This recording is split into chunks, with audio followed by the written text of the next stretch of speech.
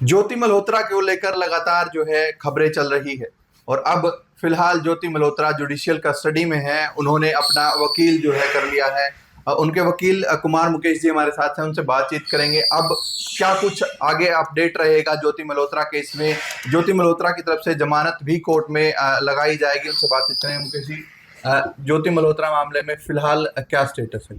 देखिए, ज्योति मल्होत्रा मामले में पुलिस ने आपके सामने क्लियर है सब कुछ। वो पहले 5 दिन के और फिर 4 दिन के 9 दिन के रिमांड पे लिया, उसके बाद में 26 मई को जुडिशियल कस्टडी भेज दिया और अब 9 जून को दोबारा कोर्ट में उनको प्रोड्यूस करना है। और ये जो है रूटीन का प्रोसेस है, क्योंकि 14 डेज से ज़्यादा रख नहीं सकते विदाउट कोर्ट कंसेंट।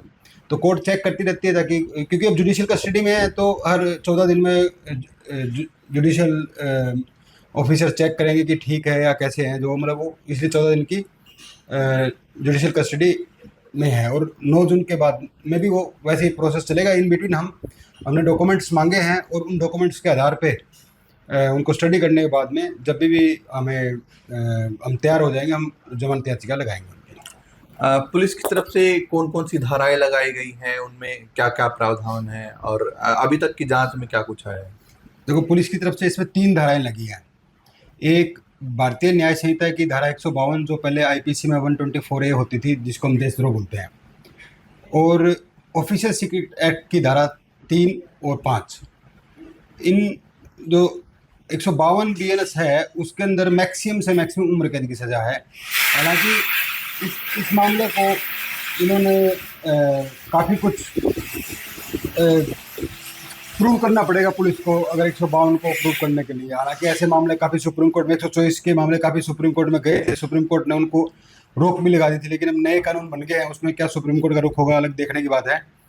और ऑफिशियल सीक्रेट एक्ट के मामले में मैं आपको बताऊं कि राइट टू इन्फॉर्मेशन एक्ट आने के बाद ऑफिशियल सीक्रेट एक्ट के काफ़ी प्रावधान लगभग ख़त्म से हो चुके हैं। और अब कैसे पुलिस उनको प्रूव करेगी, क्योंकि आरटीआई उस पर प्रिवेल करता है। अब जैसी ऐसी जांच एजेंसी खुद कह रही है कि ऐसी किसी सूचना से ज्योति मल्होत्रा का एक्सेस नहीं था, जो मतलब वो ऐसी साझा कर सके कहीं और। तो ऐसे में मुझे नहीं लगता कि दोनों मामलों में क्या पुलिस क्या जुटाएगी क्या नहीं जुटाएगी। अभी तक तो मुझे लग रहा है जांच में कि पुलिस के पास सिर्फ इतना है जो सबूत है कि वो एक आरोपी बना सकती है। उसको दोषी सिद्ध करने के लिए मुझे नहीं लगा कि अभी तक पुलिस ने कोई सबूत जुटाए हैं। हालांकि चार्जशीट आएगी, उसमें देखेंगे कि पुलिस ने क्या सबूत जुटाए हैं। आरोपी बनाने के लिए तो कभी कितने भी सबूत जुटाए जा सकते हैं। जैसे मान लो वो पाकिस्तान गई है, वो गई है, तो ये आरोपी बनाने के लिए काफ़ी है, लेकिन उसको प्रूव करने के लिए काफ़ी कुछ चाहिए।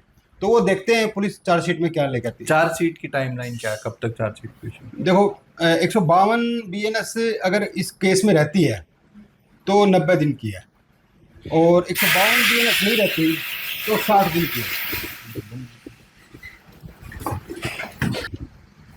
चार्जशीट को लेकर से क्या? देखिए, इस मामले में 152 बीएनएस रहती है तो 90 दिन की चार्जशीट का टाइम है। अगर 152 बीएनएस पुलिस हटा देती है तो इसमें चार्जशीट का टाइम 60 दिन का है। और अब फिलहाल जमानत को लेकर क्या कुछ तैयारियां की जा रही है आपकी तरफ से? कितने दिन में संभावना है जमानत? अभी मैंने कल कोर्ट में वकालतनामा दिया और कुछ डॉक्यूमेंट मांगे हैं एप्लीकेशन लगा के कोर्ट से, जो कोर्ट ने मंजूर कर दिया। एज प्रोसेस वो मुझे डॉक्यूमेंट्स मिल जाएंगे, उन डॉक्यूमेंट्स को स्टडी किया जाएगा, उसके बाद ही जमानत का प्रोसेस शुरू किया जाएगा। पुलिस अधिकारियों से भी हमने बातचीत की थी, जहां तक हिसार एसपी ने क्लियर किया है कि अभी तक कोई भी टेरर लिंक नहीं मिला है, कोई भी जो है फंडिंग से संबंधित उन्हें कोई लिंक नहीं मिला है। इसके साथ ना ही किसी भी सैन्य रणनीतिक कोई किसी भी तरह की जानकारियां जो है उसकी तरफ से पास की गई, ऐसा कोई फैक्ट पुलिस को नहीं मिला। तो ऐसे में कहीं ना कहीं केस कहीं कमजोर पड़ता नहीं दिखाई दे रहा। देखो, आप सही कह रहे हैं, और तभी तो कह रहा हूँ कि पुलिस के पास ज्योति मल्होत्रा को आरोपी बनाने के सबूत ही मिले हैं। आरोप सिद्ध करने के अभी तक मुझे नहीं लगता कि अभी सबूत मिले हैं। और हालांकि बात तो अभी चार्जशीट के बाद ही क्लियर तो सब कुछ तभी होगा, लेकिन फिलहाल जो लग रहा है मीडिया रिपोर्ट से, जांच एजेंसी के स्टेटमेंट से, तो मुझे नहीं लगता है कुछ मिला है अभी तक।